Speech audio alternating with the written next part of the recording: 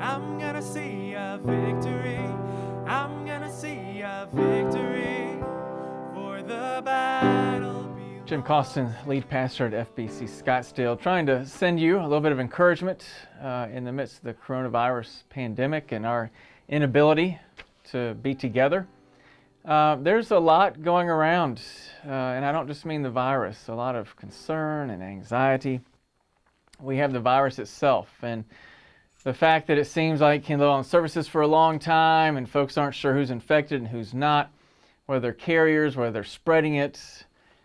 We have folks worried about jobs, people that are furloughed, people that have been let go, people that aren't getting paid. If you go to the grocery stores, you see there's worry about food and toiletries. There's just a lot of fear kind of floating around in this time. When will we end the isolation of self-quarantine? When can we stop social distancing and actually shake hands or give hugs or communicate with each other without having to do so from a distance? That leads to stress and worry, and the anxiety grows, and it leaves us in a place of fear. Fear is alarm, fear is agitation, fear is panic. There's a memorable quote from an otherwise forgettable Will Smith movie that I want to share. His character says, "Fear is not real. Fear is the product of our imagination, causing us to fear things that do not at present and may not ever exist. Danger is very real. Fear is a choice." The coronavirus is dangerous. It is real. Health implications are dangerous, and they are real.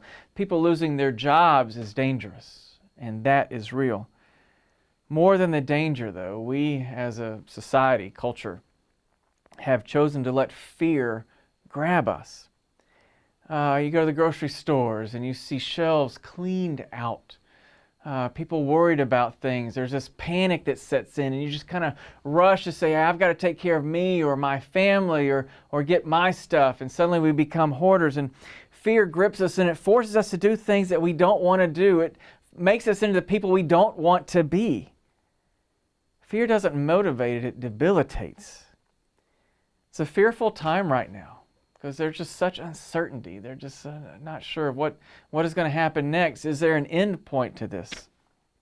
Shall we as believers choose to live in fear?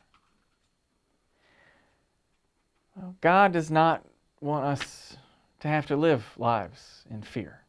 God didn't make us for that purpose. God doesn't want you to live a life that is built on timidity, anxiety, panic.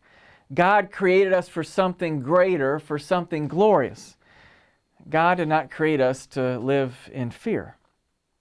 Israel had episodes throughout its history when there was danger all around, real danger, threats.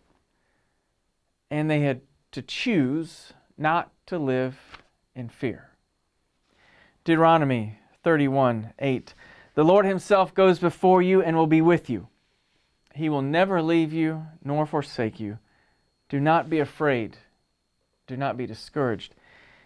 This is Israel after the Exodus from Egypt on the march, and they are a community on wheels. They are nomadic. They're having to move from here and there into other places. They couldn't settle down. They couldn't have roots. They were going through the wilderness to the promised land. And not being able to build a city with fortifications and walls and armaments meant they were vulnerable. And as they went, there were other peoples that would attack them periodically because they were easy prey. God tells them that his presence will keep them safe. Choose to live in God's presence. Do not choose fear. Trust God. That's what that Deuteronomy passage is saying. Joshua 1:9. Have I not commanded you? Be strong and courageous. Do not be afraid. Do not be discouraged. For the Lord your God will be with you wherever you go. This is after the Israelites get to Canaan. They're through the wilderness in the promised land. And they've been wandering for a generation. They don't have an army. They don't have soldiers. They don't have armaments.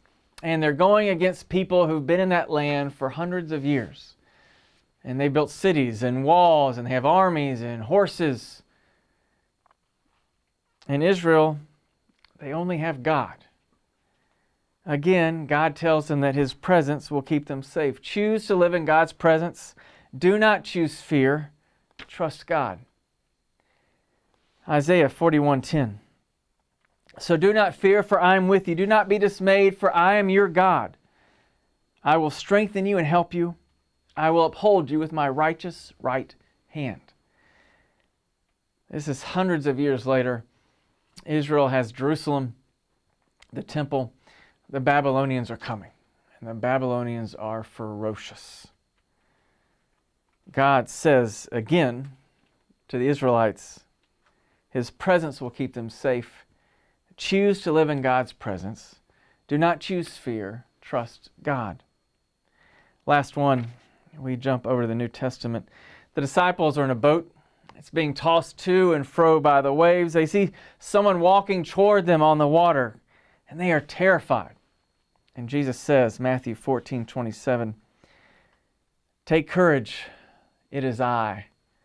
Don't be afraid. Shall we as believers choose to live in fear? Nope. Choose to live in God's presence. Do not choose fear. Trust God. Even in the time of COVID-19 and coronavirus, choose to live in God's presence. Do not choose fear. Trust God.